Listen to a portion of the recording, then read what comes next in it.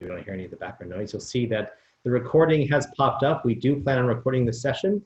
If you happen to miss a part of it or you want to revisit something, feel free to join our virtual library on the alumni and parent section of the website. We also have a number of other programs that we've featured that are on that website. And of course, many people can't join us because of work events, family events, whatever reason. Many people do join and watch these programs down the line. My name is Evan Rutter. I'm the Assistant Vice President for Alumni and Parent Engagement at CMC, also an alumnus of the college, and it is always a thrill to welcome a fellow alumnus or alumna to one of these special presentations. We hope that you are doing well wherever you may be. I see people from across the entire US. I think I even saw someone pop in from London, which is going to be very late there. So thank you for joining us from across the pond. The college, unfortunately, is remote this semester.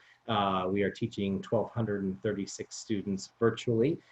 We are supporting them also from the comforts of our homes, as many of you are also in the comforts of your homes as well. We have a great and robust plan to return everyone to campus in January, and we really hope that we'll be able to move forward on that plan based on what's happening in California and LA County.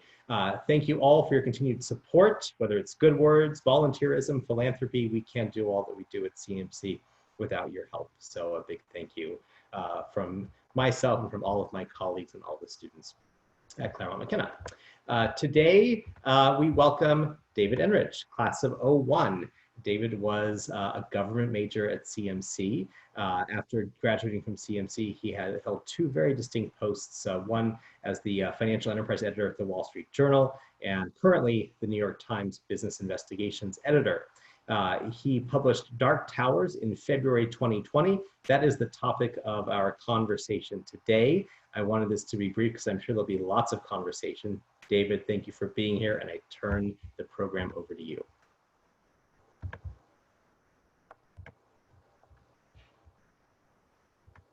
Thank you, Evan. Can you guys hear me now? We can. Yeah. Excellent. So yeah, it's great to be here. Thank you guys all for joining to talk about the super sexy topic of the night, which is a big German bank, Deutsche Bank.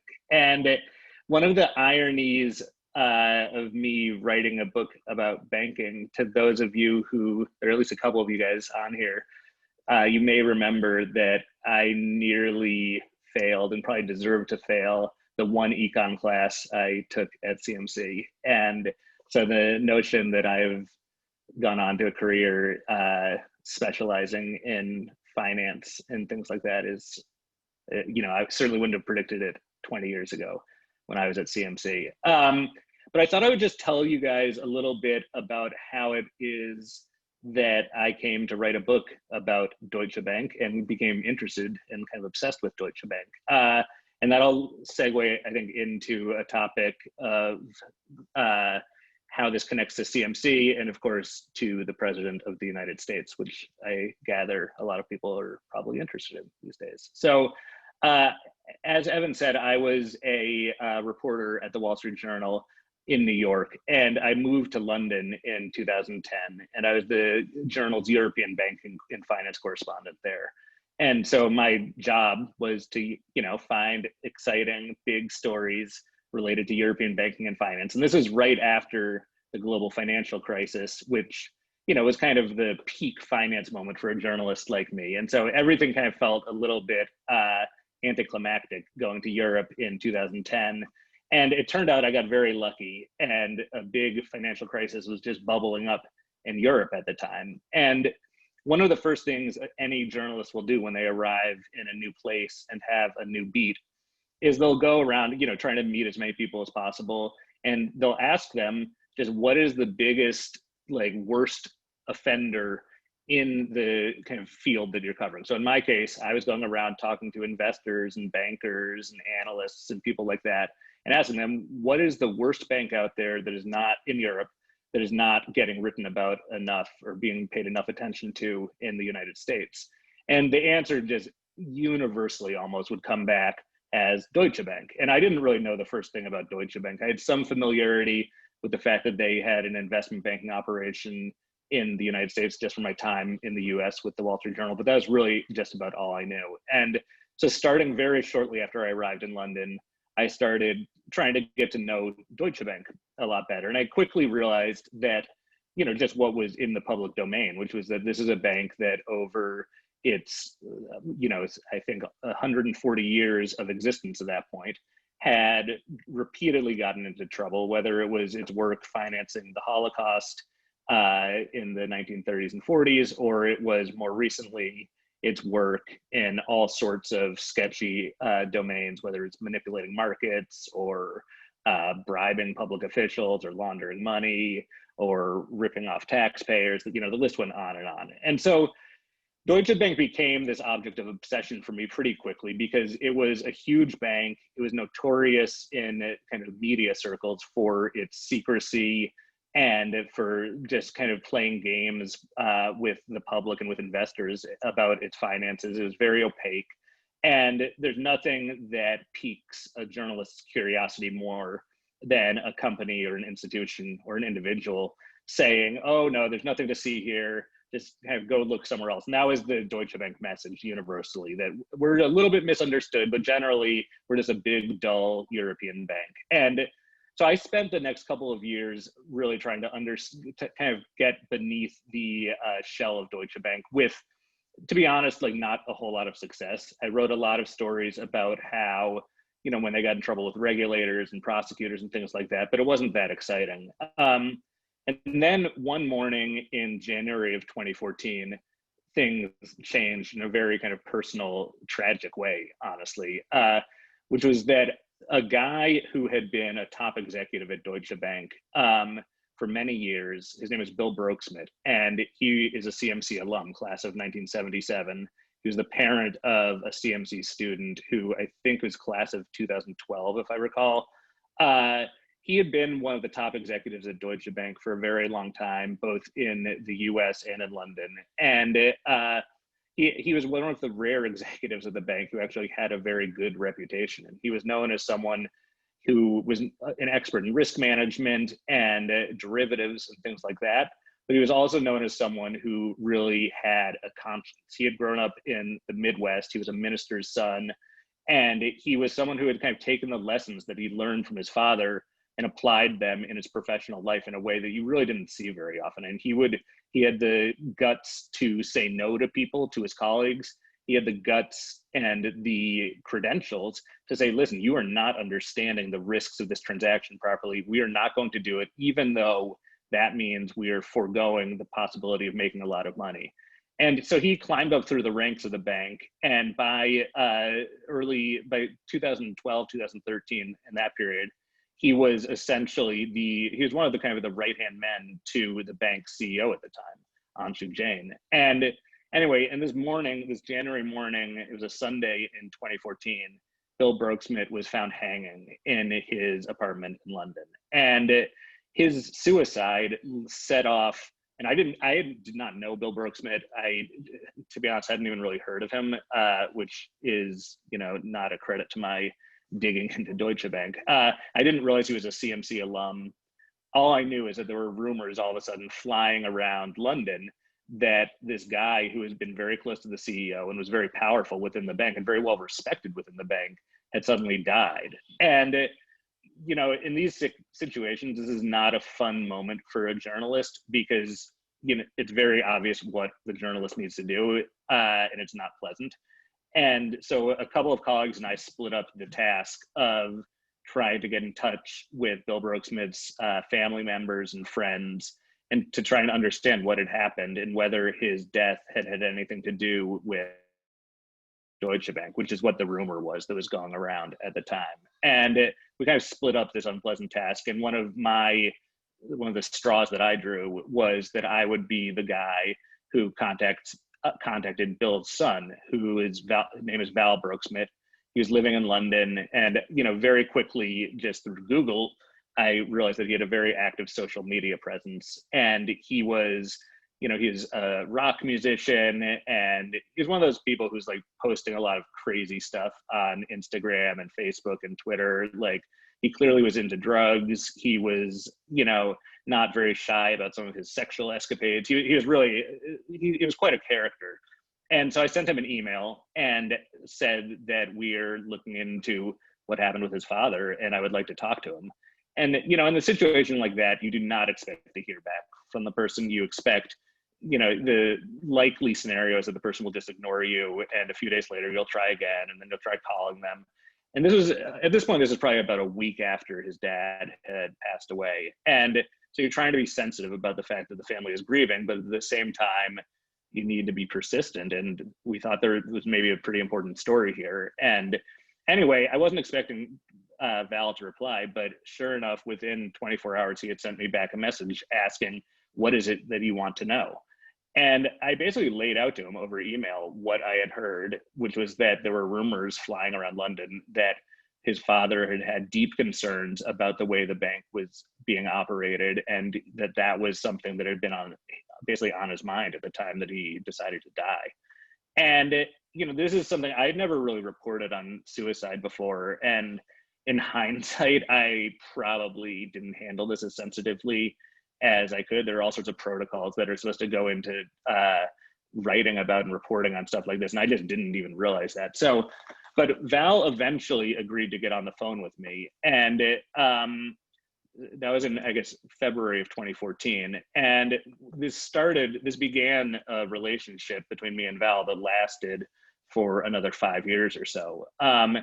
And Val proceeded to go on a journey, kind of with my help, certainly with me in the background watching, where he tried to figure out what had happened to his dad and why his dad had done this. And, you know, clearly there are the reasons someone dies by suicide are, you know, by definition, complicated and sometimes I would say impossible to fully understand. But Val took this personal investigation very seriously and really dug in. And one of the things he very quickly found was the passwords to his father's personal email accounts, his Yahoo and Gmail accounts. And by that summer, so this is now 4 or 5 months after his father's death, he had gotten into his dad's email accounts. And what he found really surprised him, because his father had been using those email accounts to send and receive tons of work emails, Deutsche Bank emails. And there were thousands and thousands of them. And it was not just emails, but it was also, you know, PowerPoint presentations, spreadsheets, internal bank documents, all sorts of stuff.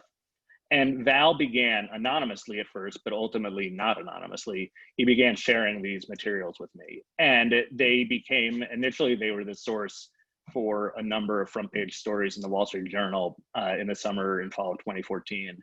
And so Val, at that point, had started to shine a light inside this very opaque financial institution in a way that very few people previously had. And what that light showed was that this bank was operating in an even more out of control manner than the public knew from what was already in the public domain through regulators and prosecutors and things like that. And one of the, I think the most interesting things it showed was that Bill Brooksmith, who up to his dying day was a man of what looked like great integrity, was trying to blow the whistle internally on a lot of practices that he saw as either inappropriate or imprudent. And by the time he actually retired from the bank a few months before his death, but was still on one of the bank's oversight boards. And one of the things that it turns out that Bill had grown quite worried about was that there were all these government investigations, both criminal and civil, into activity that had gone on inside Deutsche Bank. And one of the things that had become very concerned about is that in the act of trying to kind of clean up those messes, Bill was worried that he was actually going to be kind of hung out to dry and blamed for some of these things. And I think those fears were almost entirely unfounded and maybe even irrational to a certain extent. But Bill, you know, who was obviously suffering from some mental health problems, I think, he internalized and personalized a lot of the problems the bank was having and became extremely anxious and very upset about what he had seen and what he was still witnessing. And anyway, so I wrote about this a bit at the time in 2014 and 2015. And then I returned from London to New York just a few weeks before the presidential election in the fall of 2016. And Obviously, by then, it was clear who the Republican nominee was. It was Donald Trump. And Trump was, as I'm sure everyone knows, a very unconventional candidate. And he was a rare candidate who, putting aside all of his personal kind of peccadillos, was someone who, he was the rare candidate who was a businessman, not a politician by training. And that meant that there was an enormous amount of political and media scrutiny of Donald Trump's business affairs. And one of the big questions surrounding Trump's business was where had he been getting all his money to fund all these projects all over the world? And the answer to that, based on public documents that Trump had made available and just reporting that I and probably hundreds of other reporters at various news organizations did, was basically Deutsche Bank. Trump had, going back to the 80s and not early 90s, Trump had this history of defaulting on loans and, sorry, I'm just turning off my phone, which is buzzing at me. He had a history of defaulting on loans and basically stiffing his creditors and declaring his businesses went bankrupt on a number of occasions. And the result of that, not surprisingly, is that there were very few banks that were willing to lend him any money. That's that's what happens when you repeatedly default on loans, as banks are not particularly eager to get in bed with you. And what had happened is that starting in the late 1990s, Deutsche Bank had arrived on the scene in the United States, and the bank had recently hired a group of American executives, including Bill Bergsmith, to basically help Deutsche Bank go from being this provincial European and German bank that didn't have much presence in London or in the United States to kind of build it into a big Wall Street powerhouse. And one of the ways the bank did that was that in the US, it built up a big commercial real estate division, which was, the goal was to find big commercial real estate clients who were building hotels and skyscrapers and shopping malls and things like that, lend them money, and then take those loans and slice them up into a bunch of pieces and package them into bonds and sell them on to investors. And at the time, this type of mortgage-backed security was all the rage on Wall Street and really all over the world. And Deutsche Bank developed an expertise in this. And the challenge the bank had at the time was that there were not very many clients, kind of marquee clients, especially in the US, who had ever heard of Deutsche Bank. And most people couldn't even pronounce the bank's name properly.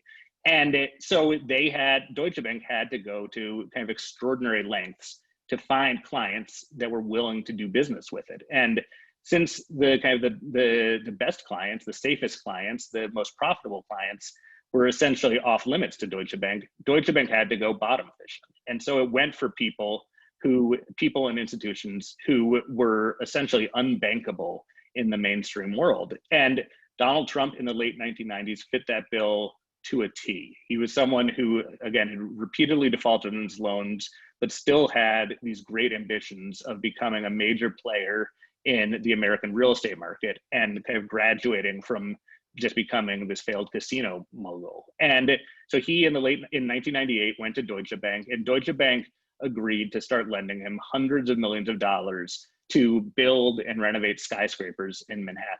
And the relationship kind of blossomed from there. And over the next decade or so, Deutsche Bank lent well over $1 billion to Trump in the form of commercial real estate loans and bonds that the bank issued on his behalf. And Deutsche Bank, true to form, was not an institution that for the most part measured risk very effectively. And so, they would issue a loan or issue bonds for Trump, and Trump would, a year or two later, default on those loans, and Deutsche Bank would then get right back into bed with him, thinking that they could kind of make this problem go away, and then he would default again. And the process kept starting over and over, it would cycle over and over again. And one of my favorite examples of this was that in right around 2000, 2001, there was a group of bond salesmen at Deutsche Bank who were hired by Trump to sell, I think it was $500 million or so of junk bonds tied to his Atlantic City casinos. And Trump at the time was not even being secretive about his plan, about his interest and proclivity for defaulting. He had not only recently defaulted on other bonds, but he went around telling the trade publications that he perceived junk bonds as fair game for default, because you pay, investors get a high interest rate on junk bonds, and they should be attuned to the possibility that the client would default. And so Deutsche Bank is going around trying to sell these bonds at the same exact time that Trump is announcing to anyone who's paying attention that he might default on them. And so, not surprisingly, that was a hard sell. And so Deutsche Bank organizes what's called a roadshow, where they bring around their client to hotel ballrooms and bank conference centers in New York and Boston and San Francisco and places like that.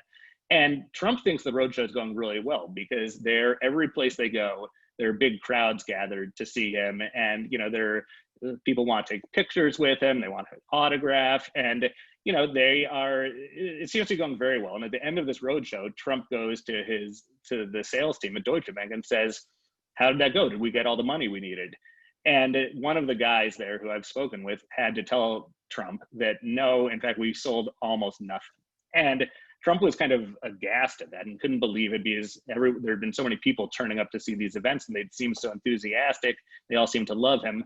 And so he gathered the Deutsche Bank sales team and said, "Listen, guys, I know this has not been the easiest sell, but if you can get this done for me, I have a reward for you. And the reward is that you will all be my guests at Mar-a-Lago for the weekend." And he agreed that he would take his Boeing 727 and fly them all down to Florida from New York for a weekend. And, it's often said in the banking world that bankers respond to incentives. And usually people look at those incentives as if they are financial incentives. Bankers and traders and sales guys, they want bonuses, and they will do what it takes to get those bonuses. But there are some things that, other than just cash, that can be very attractive. And a weekend with Donald Trump at Mar-a-Lago proved to be one of those things that money just couldn't buy. And so the sales force got back to work, and lo and behold, a couple of weeks later, they had sold, I think it was more than $500 million worth of junk bonds for Trump, which is pretty extraordinary, given that Trump, earlier that month, basically had been boasting about how he might default. And so the sales guys go back to Trump and say, "Listen, we did it for you." And Trump says, "Great, thank you so much. That's great." And the head of the sales desk says, "Don't forget what you promised my guys." And Trump says, "Oh, what's that?"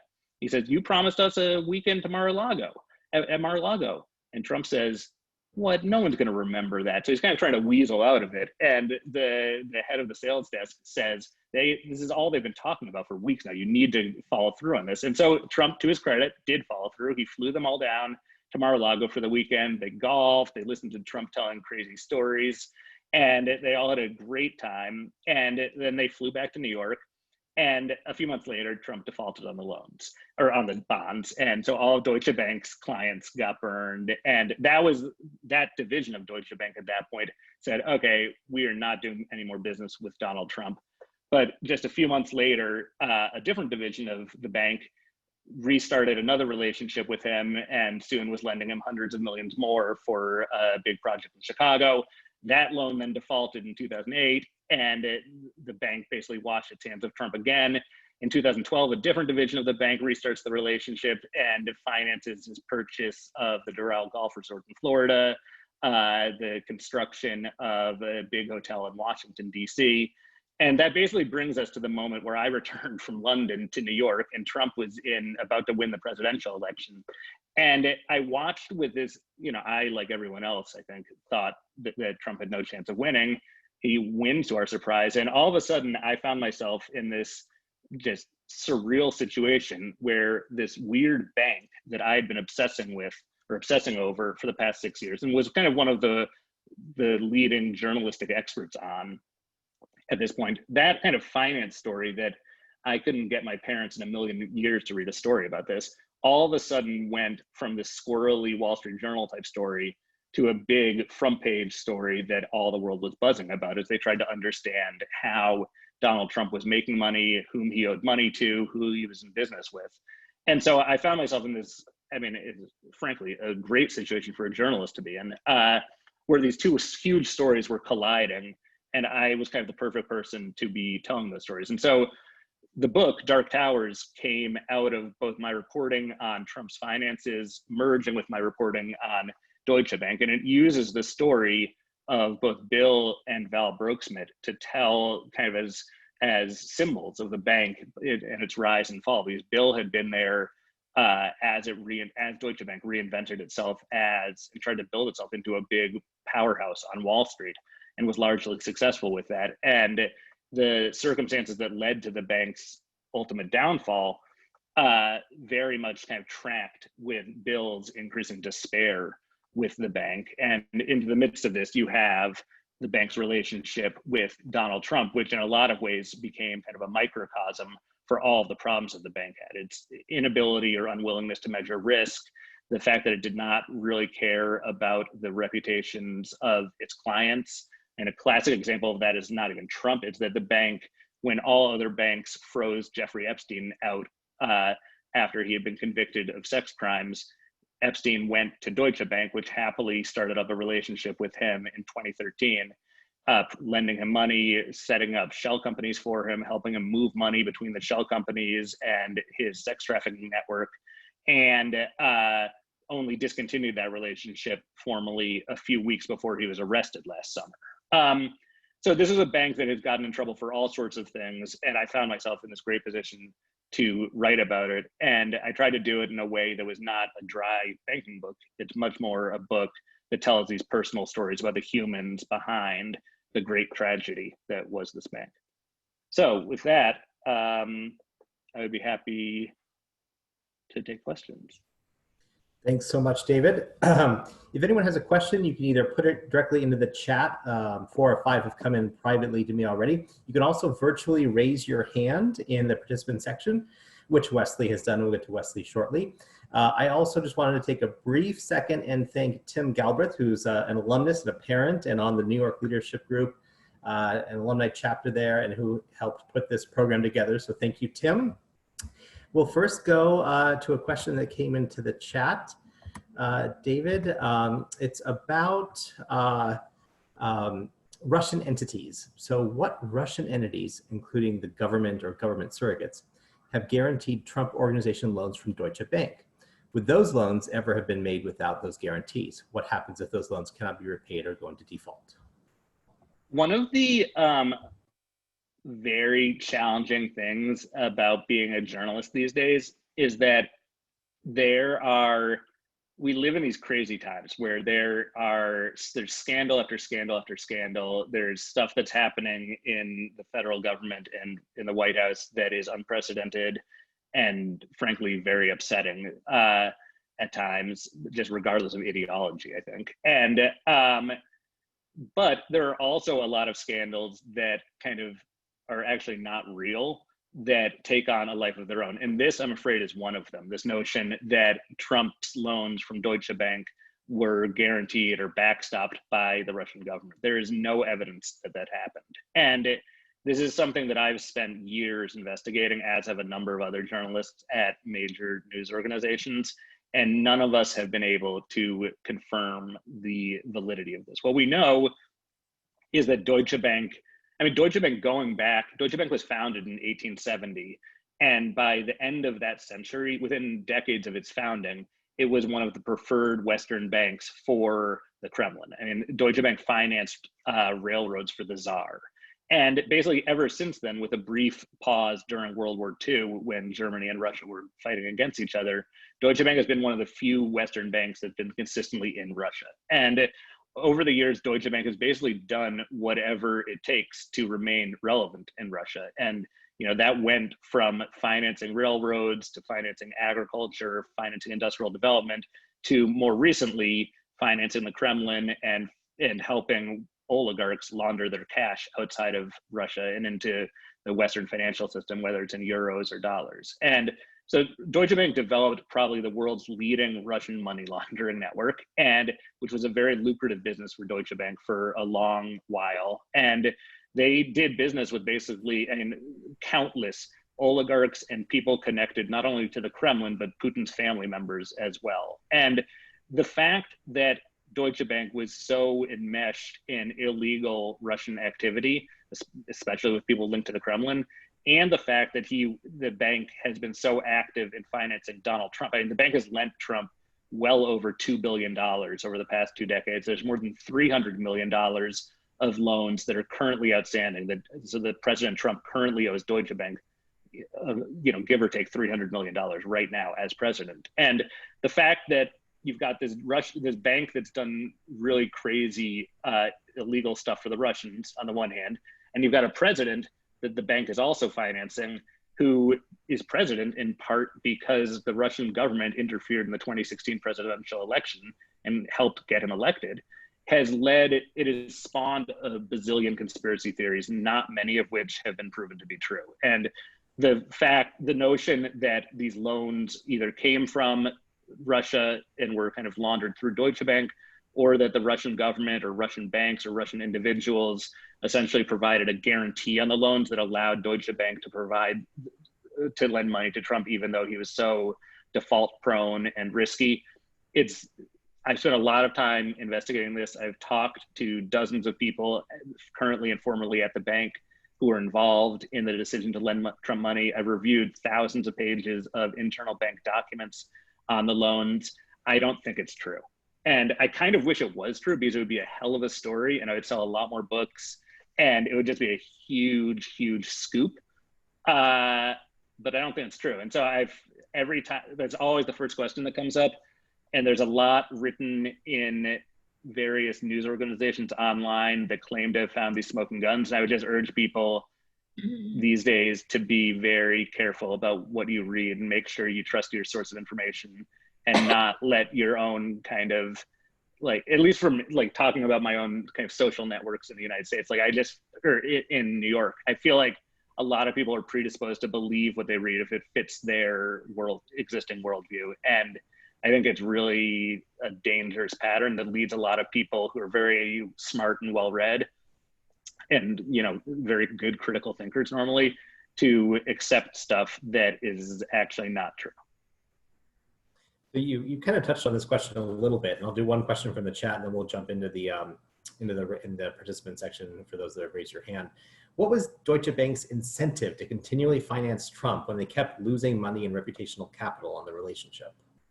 Yeah, that's a good question. I mean, and that's something that I've spent a lot of time thinking about and researching. And I think there are a number of different answers to that question. The first is that while Trump has defaulted on several of the loans or bond offerings that Deutsche Bank arranged or financed for Trump, the bank, I think, overall has made money off of the relationship. And that seems implausible at first glance, but I think it's true, in part because the biggest default that Trump has had on a loan from Deutsche Bank was in the Chicago project, the big Trump International Hotel and Tower, which is a 92-story skyscraper in downtown Chicago. He defaulted on that in 2008, but Deutsche Bank by then had actually sold off the loan to other banks and investors. So the people that suffered the financial consequences of Deutsche Bank's loan were actually not Deutsche Bank itself.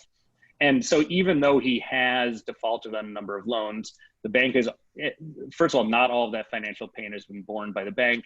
And the bank, in addition to the interest it is charged on loans, has also been, slathering millions and millions of dollars in fees on Trump over the years. And so that's thing one. Even if you call that a wash financially, like they haven't made money off of it, it's certainly not a big detriment to the bank. And yes, reputationally, it's been a disaster for the bank, but initially it wasn't. I mean, remember that Deutsche Bank at the time that it started the relationship with Trump really didn't have a reputation in the United States. Its goal was to develop a reputation. And so it needed clients, and it really wanted splashy clients as well. And so initially with Trump, they would, parade him around at their events. And they hosted for many years a golf tournament up in Boston every September, a pro-am golf tournament. And Trump was one of the marquee guests every year.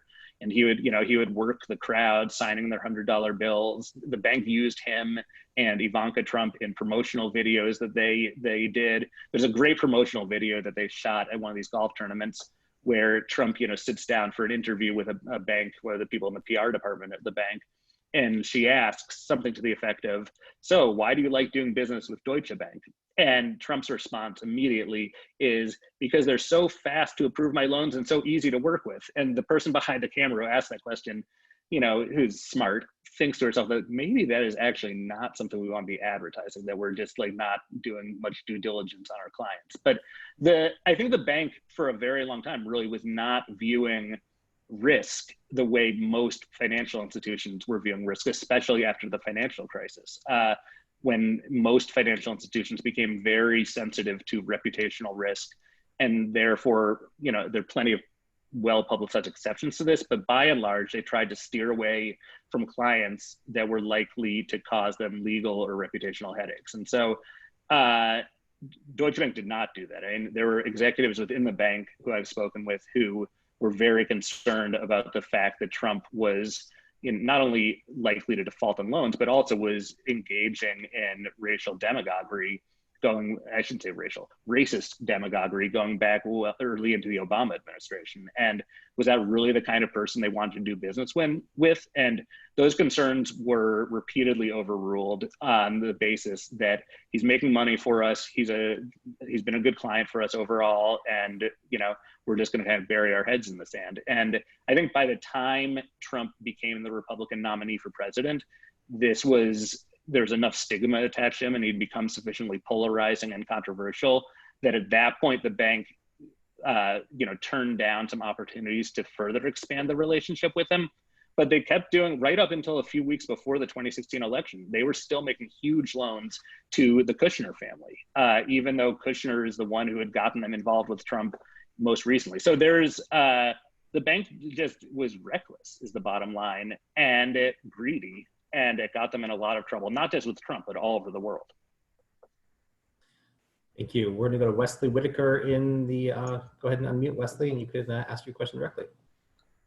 Thanks, David. I learned a lot from following your reporting, so thanks for doing this. This is really cool.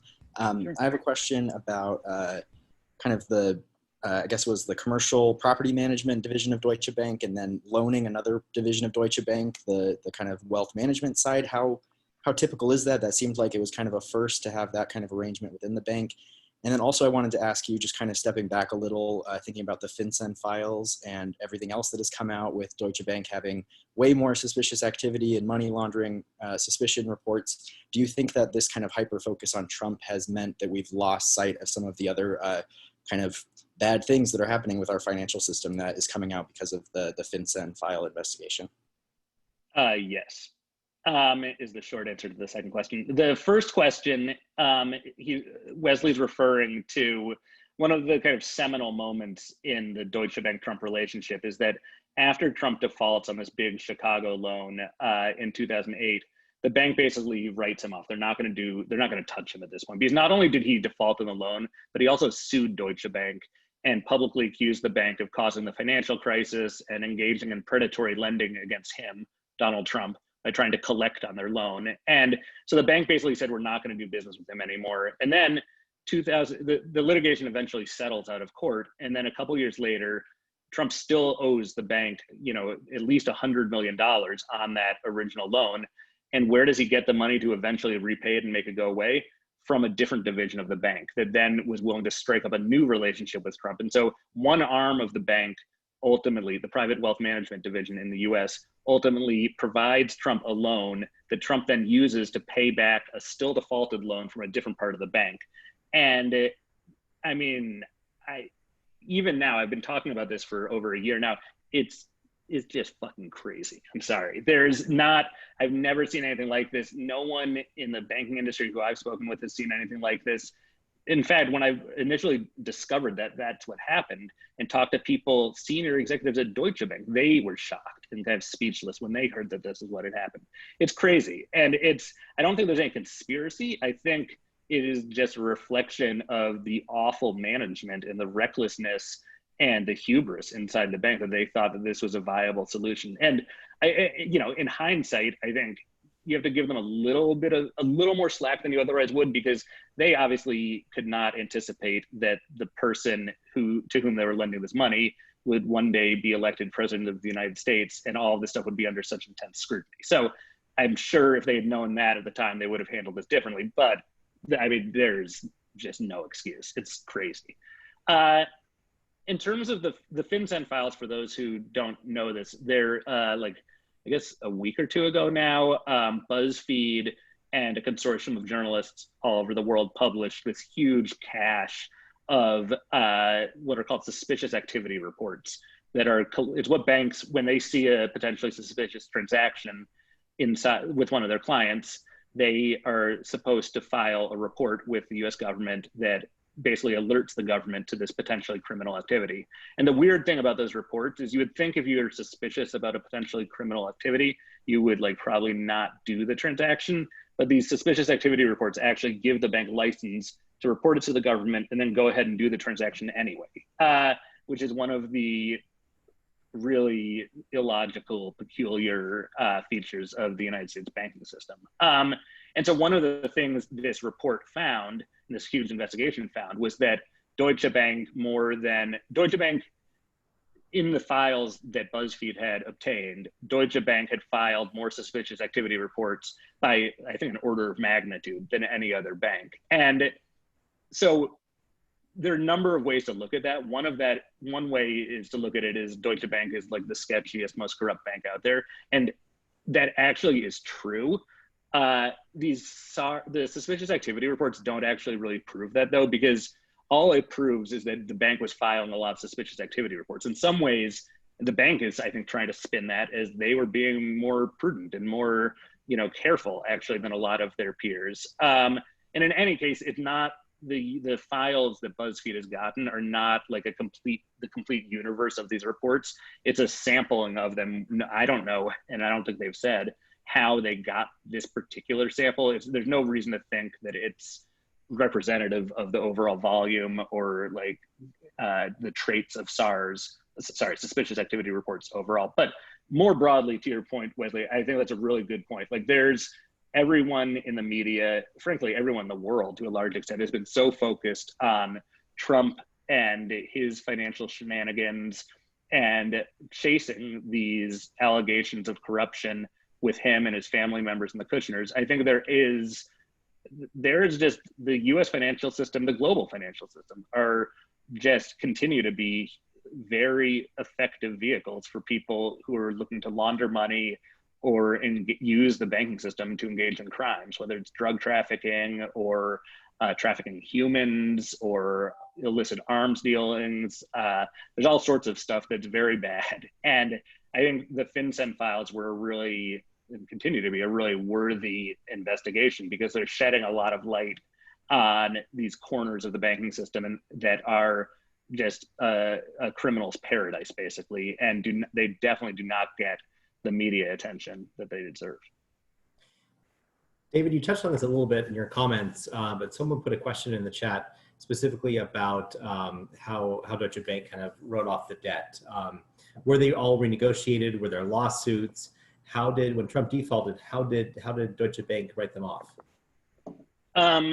That's a good question with a complicated, lengthy series of answers that I don't want to bore everyone with. And it varied from loan to loan. So the junk bonds that he defaulted on in the early 2000s, those were unsecured debts. So they were gone. The creditors lost their money. And I think they maybe collected some pennies on the dollar, but they basically were wiped out. With the Chicago debacle, Trump had provided a personal guarantee for a portion of that loan. It was a $640 million loan, and he had provided a personal guarantee covering 40 million of it. And at the time that he defaulted, I think there was like $300 or $330 million outstanding. And so there was this litigation between him and the bank. He sued the bank sued him. There was another loan with the Chicago Tower from Fortress, a big hedge fund that Deutsche Bank was also involved with, for $130 million that Trump also defaulted on. And the Fortress loan, Trump ended up paying about $50 million, I think, of the $130 million he owned, and the creditors took a loss of, I don't know, 60%, I guess, off the top of my head. In the Deutsche Bank Chicago loan, again, those losses were borne not by the bank itself, but by the investors and financial institutions that Deutsche Bank had sold the loan onto. And that was eventually settled out of court. The bank has not disclosed the terms of that settlement. Normally in those settlements, the bank or the creditors will collect at least something. It's a little unclear to me exactly how much they collected. They collected more than they otherwise would have because this other division of Deutsche Bank rode to the rescue with tens of millions of dollars in additional loans in 2012. And I think I'm forgetting another default, but I can't remember it off the top of my head. So it's been messy. Look, people default all the time. Institutions default all the time, and it's not like that's not a crime. That's something that it's a violation of a contract, but it's accounted. It's stipulated in the contract what happens when there is a default, and it's far from rare. And so I think it's important to recognize that while Trump repeatedly displayed, just very, he was not one to shy away from violating a contract. Let's put it that way. It's hard to feel terribly sorry for the creditors, given the fact that Trump not only had repeatedly defaulted on loans in the past, but also had been publicly boasting about how he doesn't care if he burns the banks. And he had Deutsche Bank in this litigation with Trump starting in 2008, when the bank sued Trump. It quoted at length from one of Trump's books where Trump is saying, I don't think twice about stiffing my banks. They're stupid for lending to me in the first place. And Deutsche Bank was citing that as evidence to the court that Trump was not to be trusted. And it was like, this book was written years before you made the loan. Why didn't you read that book before agreeing to lend him $640 million? And that's, in other words, the creditors had like fair warning that this guy was not a very good credit risk. And yet they did it anyway because they thought that they were smart enough that they could wring some more money out of him, and often they were wrong. Going to John Nicolau in the participant section. John, go ahead and unmute. Thank you, Evan, and thank you, David, for the presentation. I read the book earlier this summer. I highly recommend it to everybody who hasn't read it, although you did a really good job summarizing the entire thing, which maybe too good a job. Right, that's what I was thinking, to be honest. But sorry, just forget everything you heard and just go buy the book. Exactly. In terms of sources, you're one of the few people I have Twitter notifications on for. So I've been following the follow-up. And to that end, my question's about anything that's left to come out per se, because I know that you have that relationship with Val Brooksmith. You have the opportunity to review a lot of those documents, and also the House Intel Committee reviewed those documents. And then Deutsche got sued by a lot of people about revealing the president's tax returns. Of course, we got a big chunk of it from the New York Times. So in your opinion, between the lawsuits, the questions over what information Deutsche still has about Trump or anything else related to all this stuff, and Val Brooksmith's cache of information, do you think there's anything interesting left to come out? Or would you say that in terms of Trump, Deutsche, loans, et cetera, that's pretty much it in terms of what this connection has to offer? Not to say that you don't have more articles to write, but in general, like in terms of the core components here.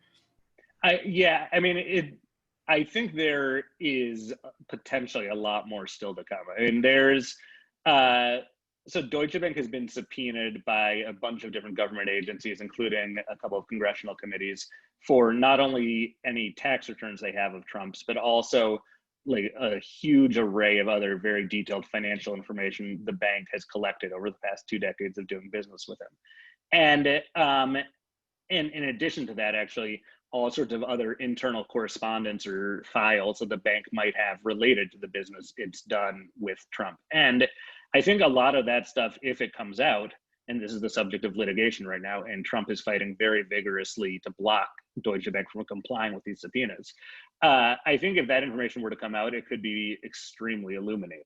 And the reason I think that is partly just because Trump has been extraordinarily opaque about his and his company's and his family's finances. And I think it is, Trump is someone who he has a very well documented track record since long before he became president of operating his businesses in kind of a gray area, often between legality and illegality. And whether it's taxes or how his foundation was run, which has now been shut down because it was violating the law, to it's in the company's interactions overseas with countries that have authoritarian leaders and economies where you generally bribe people to get your way. And I also know that internally within Deutsche Bank, there have been employees who have tried to blow the whistle on some of the business that Deutsche Bank was doing for Trump. And I don't mean the loans they were offering. I mean that in addition to that, Deutsche Bank was managing tens of millions of dollars of his money at various points and was also helping him and his hundreds of LLCs move money all over the world. And in at least a couple of cases that I've previously reported on, their employees, anti-money laundering employees at the bank, have raised suspicions or raised concerns about specific transactions involving the Trump accounts and the Kushner family's accounts as well. And so these congressional subpoenas would cover those materials, which still remain private. And those materials alone, I mean, we know for a fact that there are employees within Deutsche Bank who are like highly trained compliance officers who saw what they regarded as suspicious activities going on in these accounts. We don't really know much more than that. And look, that's interesting, potentially. It's potentially very interesting. And it's also potentially, look, the tax returns, that the information that the Times has published in the past week is really enlightening about a lot of things, but it does not provide any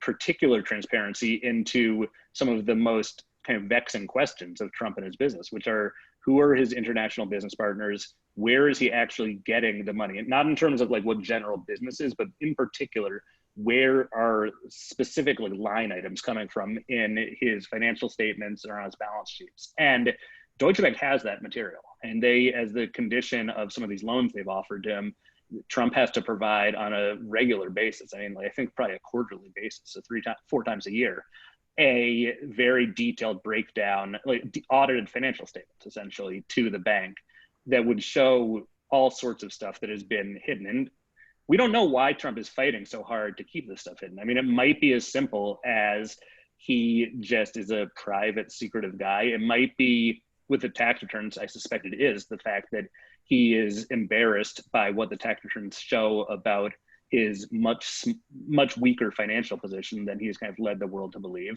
But there also could be other stuff in there that would really change our perception and change regulators' perception and change prosecutors' perceptions of how he has been running these businesses. So we don't know, and I don't know how these subpoenas, and there's a huge court fight going on right now that made it all the way to the Supreme Court, and it might make it back to the Supreme Court.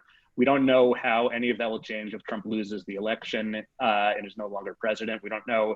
Alternatively, when there's a new Congress that'll come in January, this whole process might need to start from scratch again. So I don't know how to handicap whether we actually will ever get this information, but I am quite confident that if we do get it and it becomes public, it'll be very interesting, and it will change our perception, for better or for worse, of his business and him.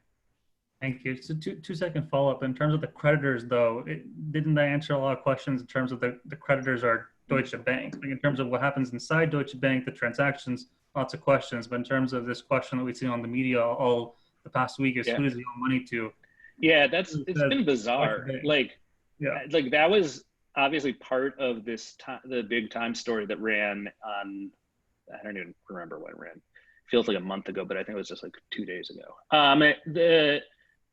One of the many findings was that he has $421 million in outstanding debt. And that is not new. I mean, Trump has, to his credit, has been publicly disclosing his overall debt and who his creditors are since before he was even elected. And I mean, he's required to do that. It's not like he was doing that out of the kindness of his heart. But there are some unanswered questions about exactly who some of these creditors are, but it's been public, and it's not a secret that not only is Deutsche Bank by far his biggest outstanding creditor, but that he has personally guaranteed most of the loans from Deutsche Bank. And so there have been all these headlines. And Nancy Pelosi got up the other day after this Times story ran and was making a really big deal about, we need to figure out who these creditors are. There was like a White House reporter who was like shouting at Trump as he got on a helicopter to go to the debate, demanding, who lent you money? It's like, guys, this is public, and it's been public, and that's not like the takeaway from this Times story. It's been baffling and a little bit frustrating, frankly. We have time for 2 more questions. I have two from the chat I'm combining, and then we'll go to Alan to ask directly. How is Deutsche Bank still around and able to keep its license in Europe when consistently displaying such egregious behavior? Why didn't regulators take more aggressive action to address the bank's actions? And do you think anything else is going to surface? perhaps from another avenue in the coming months or years? Yes, I think they will get in trouble again. I think there's an ongoing U.S. criminal investigation into Deutsche Bank for its involvement with money laundering that's been going on since the Obama administration and has been very quiet during the Trump administration. But I think especially if there's a Biden administration, that I would imagine that investigation will come back to the fore, might even during the Trump administration, who knows? Why hasn't the bank lost its license? And that's a good question. I think actually the better question is not why has it not lost its license in Europe, as much as it is why has it not lost its license in the US? And Deutsche Bank its business in the US is quite big, although it has shrunk recently, but it's absolutely vital to the bank's continued existence, because in order to do any transactions denominated in US dollars, the bank needs at least a branch in the United States, and it operates here at the pleasure of the Federal Reserve, which is its main regulator here. And the Fed, going back to the early 2000s, so almost 20 years now, has repeatedly busted Deutsche Bank for violating money laundering rules, accounting rules, financial reporting rules, all sorts of stuff. And one time after another has kind of gently slapped the wrist of this bank and urge them to please be better in the future. Often they don't even do it in public, they just do it in private. And it is baffling to me why the Fed has not taken a more aggressive stance against the bank. I think it's complete. I honestly think this is a broader problem with regulation of big financial institutions in the US and to a certain extent in Europe, that regulators, especially central banks, are so concerned with maintaining the stability of a financial system that they are basically scared to come down hard on a bank because they don't want to risk causing a bank run and destabilizing the system. And the result of that is that banks like Deutsche Bank, which are routinely and to great disastrous effect violating laws, are allowed to continue doing so. In Europe, it's a little bit of a different issue because it's headquartered in Frankfurt, Germany, and the German regulators over the years, less so right now, but historically have been very protective of their kind of local domestic companies. And Deutsche Bank is a national champion in Germany. It's clearly too big to fail. And the regulators in Germany have viewed it as their primary mission. I think they would deny this, but from what I've been able to glean, they viewed it as their primary mission to basically shield Deutsche Bank from scrutiny from places like the UK and the US, which the Germans view as kind of motivated by jealousy and envy. And they want the Americans and the Brits want to hurt Deutsche Bank because it's competing with the American and British banks. And so the Germans have been they've kind of circled the wagons every time Deutsche Bank has gotten in trouble. And that's a little bit less so now than it has been in the past, but I do think it's still the case. And so there's absolutely zero appetite in Germany for really doing something draconian to the bank. Thank you, David. Last question goes to Alan. Sorry that we couldn't get to everyone. Alan, go ahead and unmute. Yeah, hi, I worked for Deutsche Bank from 2001 to 2017. Wow, you got out, congratulations. Yeah, so I'm in risk management, worked with Bill Brooksmith for a long time, who by the way, was probably going to be promoted to the chief credit officer of the bank. So there was certainly a lot of respect for him and not fear of him.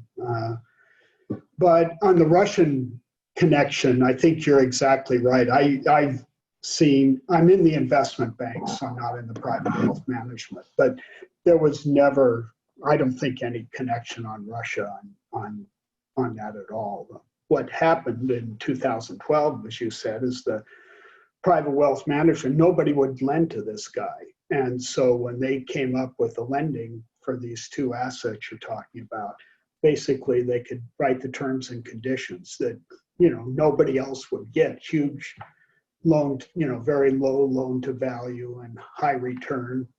And actually the process for approval was surprisingly good, actually, because there was this huge fight in the bank between the investment bank and the head of the Americas, Seth Waugh, who you probably knew, that took this up to the CEO of the bank. And the investment bank didn't want to have anything to do with him for the reasons you said. And this was raised not only to the, the head of the bank, but the chairman too, who made the decision for whatever reason to do this, to grow the private wealth. But it was purely— I've got a book that you'll really like. Yeah, but it was really done to make a lot of money. That's why they did this loan. And just one other final thing on this disclosure thing. I think what's going to be interesting is some of these lawsuits might well find out falsified financial statements by Trump, which will be a federal crime if he's forged documents or misled the lenders. So I think it'll really be interesting. I don't know if you have a view on that. But. Yeah, I mean, I think that's certainly one of the things that prosecutors in New York are investigating. And they've said that they are, and Michael Cohen Trump's former personal lawyer, testified in Congress last February, so February of 2019, that the financial statements that Trump had provided to Deutsche Bank as he sought loans were just completely warped for the purposes of inflating the value of his assets. And that's consistent with what I've heard from the bank executives at the time who reviewed those financial statements. And they viewed them as completely exaggerated. And they would go through these financial statements and systematically write down or reduce the value of the assets by as much as 70%. And yet still they got comfortable with the idea of lending to him. And in fairness to Deutsche Bank, those most recent loans, so this is the 300 million or so that's currently outstanding, Trump has not defaulted on those loans, and they've made a lot of money for Deutsche Bank. Because the loan to value, he'd be giving up a huge amount of equity. Yeah, he would, and that's one of the very peculiar and fascinating situations that exist to this day, which I think is part of the reason that the extent of the Deutsche Bank relationship it's so important for the public to have transparency around this. So that if Donald Trump were to repeat his past tendency of defaulting on these loans or even falling behind them, even not providing Deutsche Bank with updated quarterly financial statements, the bank has the right under these contracts to seize the president's personal assets. And so this is a German bank, and a German bank who's one of his main shareholders is the Qatari government. And so that is an awkward situation, to put it very mildly. And it's an unprecedented situation. This is the reason that previous presidents have divested what limited assets they've had. And Trump has not done that, and at the same time has refused to be transparent to any significant degree about what his finances are and what his potential entanglements are with not only his banks, but also any other creditors he might have or any other governments he might have through his businesses. So it's a really tangled mess that I don't think even if Trump is reelected, I don't think we're ever going to fully get to the bottom of this, and absent some sort of major hack or a really explosive criminal prosecution that actually gets to court and the documents become public. Yeah. David Enrich, thank you so much for joining us today. I know it's 5:05 Pacific, so it's getting late back east. Thank you all for joining us. Special program Thursday of next week, we will unveil the college's proposed plans for the new Integrated Sciences and Computation Program and Center at the college. 4 o'clock Pacific time, Thursday of next week. Hope you can join us. Once again, David, thank you so much. Thank you all. Have a wonderful night. I'm going to unmute everybody. Feel free to say hello, goodbye. Thank David for his talk. See you all soon. Thank you, David. Thanks, everyone. Thank you. Thank you. Thank you. Bye. Bye. Bye.